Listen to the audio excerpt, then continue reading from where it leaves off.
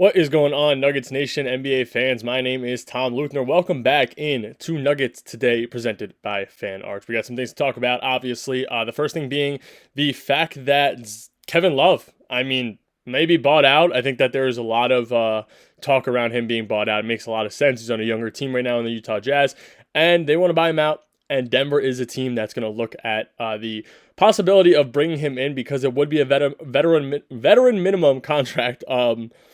For Kevin Love, obviously, and I don't think it's the worst thing. Now, I know I continue to talk about the young core for Denver, and I think that Kessler Edwards is a guy that would fit that core a little bit better, strictly because he is, a younger rim protector that Denver could bring in and use, and he could be that guy that's, able to come in and back up guys like Jokic, stay in a lineup with a guy like Val and play that, rim protector role alongside a guy like Deron Holmes, and, it gives you the, like I said, the young core, and, he could extend the floor, he could shoot the three ball, so I wouldn't mind him being the last roster spot, but, you look at Kevin Love, and Kevin Love, 23 games played, 10.9 minutes in those games he did play for the Miami Heat last year. 5.3 points, 4.1 rebounds. Listen, if he comes in for 10 minutes a game and gives you 5 and 4, I'm fine with it. But I think that it would be more of a locker room presence kind of move. I think that he could actually, I was talking about it in one of the Nuggets groups I'm in, and I think that he could be a perfect veteran to bring in for a guy like Deron Holmes, for a guy like Payne Watson. Kevin Love's a smaller body at the 4-5 who was a monster in his prime. You go back and look at his prime numbers, and the guy was putting up, 19 and 11 in his third year in Cleveland strictly, but then you go back and you look at his stats in Minnesota, and how could you not love the guy? The guy was averaging 20 points per game. He was putting up 15.2 rebounds per game. How could you not want a guy like that working with a guy like Deron Holmes, who's almost in the exact same boat, a guy who could shoot the three ball, make a lot of threes as well, and a guy who can go out there, get rebounds, who might be a better defender.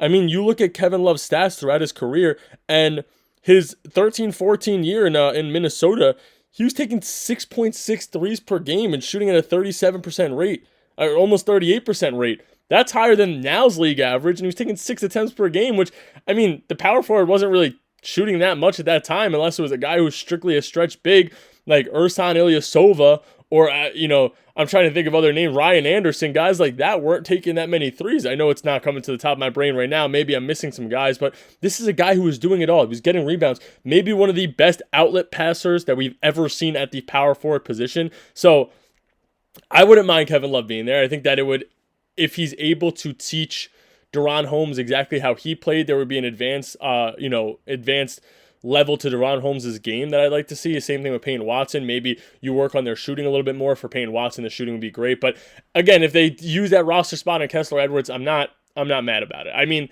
You could look at either outlook right now and say that it could be a great move for Denver, strictly because either of them can play, they can get minutes, but I think that Kessler Edwards would be brought in more of a guy who's going to play, and Kevin Love would be brought in more of a guy who's going to help out in the locker room and be one of those older presence for, guys who need it. Almost like what the Knicks did with PJ Tucker last year, what the Clippers did with Patty Mills. You bring them in as locker room guys who can help the young guys advance their game a little bit more. Now, the next thing I want to talk about is, like I was saying, he could be a locker room guy in Kevin Love, and that is the team chemistry. Right now, I think the team chemistry is at an all-time high.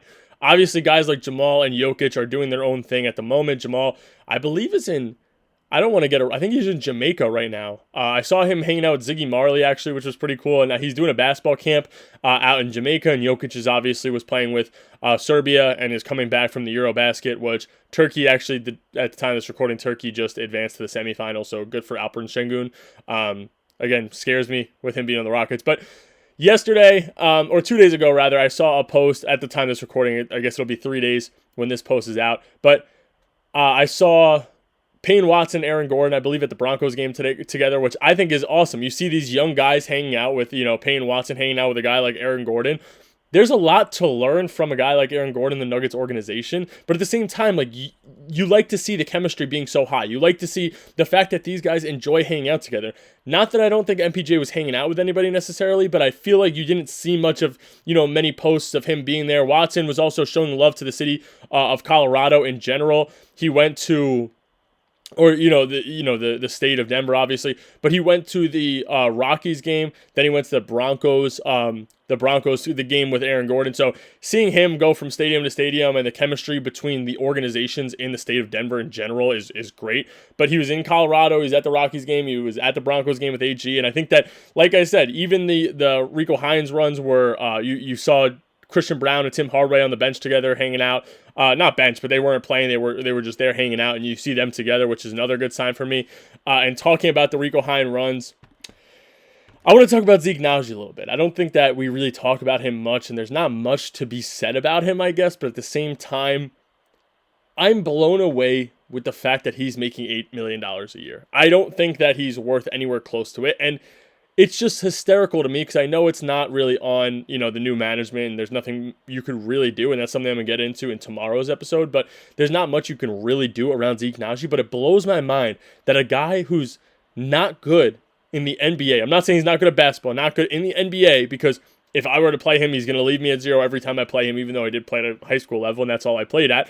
But, I mean, listen, it blows my mind that a guy like that could make $8 million. If I'm the management of Denver, there were so many vets at that point that I would have taken over him. I would have brought back Boogie. I would have even taken Dwight Howard. Do I think that they're as good right now? But no. But I do think that it would have mattered for Denver in the long run because you'd have two guys backing up Nikola Jokic who would be better and play a better role for Denver than Zeke Nnaji. I just don't think he's good. I really don't. I think that personally, I'd bring in a guy like Bol Bol over him, and I know that's a hot take for some people because not a lot of people like Bol Bol, but it blows my mind watching him play in these runs with guys who are either on practice squads or rookies or, in the G League, and he can't do anything really. I mean, obviously there's one play of him going up, I think, on Aaron Gordon and Payne Watson. I believe, I could be completely wrong about the two people that were there, or Duran and Gordon maybe, and he just turns the ball over, goes up for a shot and throws it down low to whatever big man was standing there instead of just taking the shot. Ball goes out of bounds. But he just doesn't contribute to this Denver team, and I hope that Denver tries to make a move to trade him, and that's something I'm going to get into, like I said, next episode. But this last topic I want to jump into right here is the Lakers. And the Western Conference is stacked up. We all know that. We all know that the Rockets are going to make a run. We all know that the Thunder are going to make another run. We all think that Denver can make the run. But the Lakers are looking to acquire Andrew Wiggins, which is another, and I know he's not an all-star right now, but he was an all-star in the past. Do I think that makes them the biggest contender in the world? No. But you never know with that roster. I know LeBron's aging, and who knows what happens with LeBron, but you have Luka, you have Ayton. If you add Wiggins to a team like that, depending on what you give up, that roster is a great starting five, realistically. It might not be the best team in the world, but that starting five is very good. I mean, you still have Reeves there. Maybe they give him up in that trade, which I don't really see happening. But I didn't really go over the logistics of what it would take to trade for a guy like Andrew Wiggins. But, I mean, listen, if they're able to acquire him and keep the starting five the same way it is, maybe give up Rui instead, that team would be in a very good position. And I think that another team that could give Denver a run, I think Denver still overtakes that team when it comes to the depth. But they'll give Denver a run, and I hate to see the fact that teams in the Western Conference are doing so well strictly because every year Denver gets better. Every team gets better. So it's so tough to say that Denver has this easy run to the championship like they did a few years ago, like people like to say. I don't think that, but it blows my mind that every team in the Western Conference decided to have the best offseason that they've had in a while, while Denver decided to have the best offseason they've had in a while. But that's all I got for you guys today. Like I said, I have some things to talk about tomorrow in another episode for you guys, so I will get that out as soon as I can. But thank you guys for checking it out. Hit that like and subscribe button. Let me know if you guys want me to cover anything down below, and I'll catch you guys tomorrow.